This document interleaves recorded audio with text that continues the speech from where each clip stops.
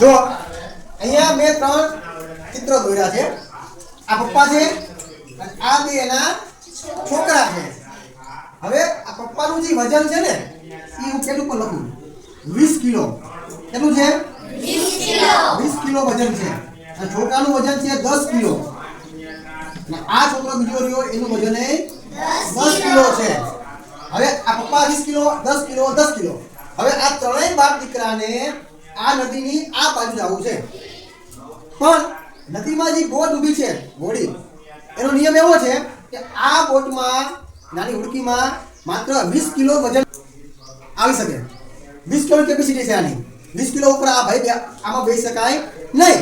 તો આ ત્રણેયને નદીની આ બાજુ જવું છે, આ બાજુ, તો કેવી રીતના જશે? શું કરશું બોલો? બાપા અહીંયા વહી જાય. બોલે બાપા અહીંથી આમ વહી જાય. બાપા અહીંયા ઉતરી ગયા તો પછી બોટ એકલી એકલી પાછી કેવી રીતના આવે? બોલો હાલો. બાપા છોકરો બે ભેગા વહી જાય. વજન કેટલો થયો? આમાં 20 કિલો છે, આ 10 કિલો છે, તો 30 કિલો થઈ ગયો. તો બોટ ડૂબી જાય.